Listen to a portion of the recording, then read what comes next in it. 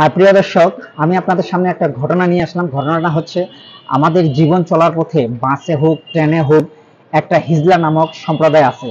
তারা কিন্তু বাসের মধ্যে আসে এবং ট্রেনের মধ্যে আসে তাদের চাঁদাবাজি করার জন্য। যেমন 10 টাকা, 20 টাকা, 50 টাকা, 100 টাকা, যার যার কাছে যেমন পায় তার কাছে সেমনই টাকা নিয়ে যায়। কিন্তু নেও, সেটা কোনো ফ্যাক্টর না। কিন্তু তারা যে মানুষের সামনে অঙ্গভঙ্গি দেখায়, শারীরিক একটা শরীরের কাপড় খুলে মানুষের সামনে লজ্জায়, একটা দুঃখজনক এটা একটা ঘটনা। তাই এক ভাই দাঁড়িয়েছেন ট্রেনের মধ্যে, এই ঘটনাটা ঘটেছে আমাদের বাংলাদেশের মধ্যে। হিজলাদেরকে আইনে সমন করে এবং গ্রেপ্তার করে তাদেরকে থানায় সমন করেছেন। চলুন আমরা সেই দৃশ্য একবার দেখে আসি। আমি একজন সাধারণ মানবাধিকার কর্মী হিসেবে আমি প্রতিবাদ করেছি এবং রাষ্ট্র যারা থাকবেন টাকা থেকে দায়িত্ব ফেরত দেবে না।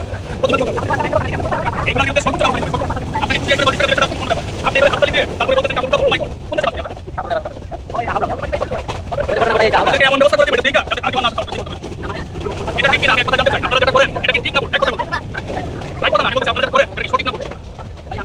আরে বাবা, কাজ করেন কেন? কাজ করে আপনি তো করতে পারবেন কেন? কাজ দিবেন বলে আপনি মানুষকে তো করতে পারবেন। আপনারা তো করে আমার কাছে হয়ে গেছে, আপনি সব জায়গা চলে গেছেন।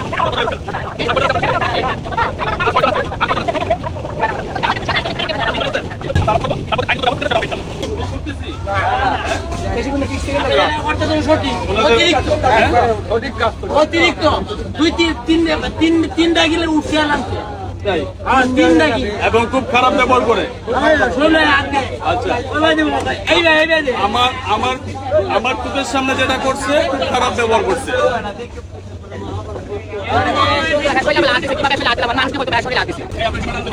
আমি ওসি লেভেলের মধ্যে টাকা কথা বলেছিলাম, তারপরে ওসি লেভেলের খোলাওড়া এখানে অলরেডি 3 জন আছে। হ্যাঁ, এই 3 জন ঠিক আছে।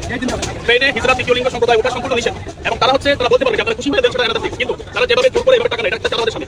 আমি ওসি লেভেলের টাকা কথা বলেছি এবং খোলাওড়ার কথা বলেছি। এখানে আপনারা বলেছেন, উনি বলেছেন যে পাওনা তো থানায় রিপোর্ট করতে। আমি আপনাকে বলে দিচ্ছি, আপনি খোলাওড়া নিয়ে দেবেন, তাই না? আপনারা পাসপোর্ট থানায় আপনাকে বলে দিলেন, আপনার নাম্বার আমার কাছে আছে, আপনি আমার নাম্বার দেন। এখন কি বলে ঠিক আছে। আচ্ছা, দেবাজি উদ্দেশ্যে বলছি, ওনারা থানায় যাবে এবং আইনগত ব্যবস্থা হবে। এই অলরেডি আমাদের প্রশ্ন ছেলে মেয়ে বলেছে যে কাগজ খাবো কিনা, তাহলে এর বিরুদ্ধে প্রত্যেকটা মানুষের সচেতন হতে হবে এবং সর্বোচ্চ ব্যবস্থা নিতে হবে। আপনারা দেখেন আপনি বুঝতে পাইছেন, আপনি বুঝতে পেরেছেন কিনা? আপনি বুঝতে পেরেছেন এই তিনজনকে তাদেরকে আপনার পরবর্তী নির্দেশনা যেটা আছে সেটা বুঝতে পেরেছেন।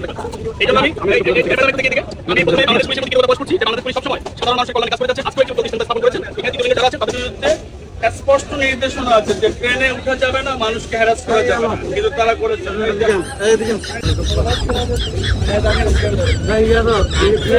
আমি একজন সাধারণ মানবাধিকার কর্মী হিসেবে আমি প্রতিবাদ এবং রাষ্ট্র যারা সরকারে বসাচ্ছেন তারা এই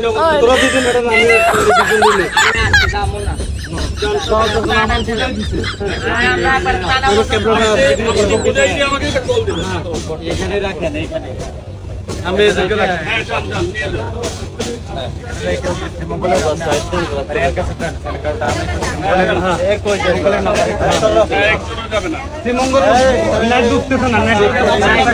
শাহাদাত ভাই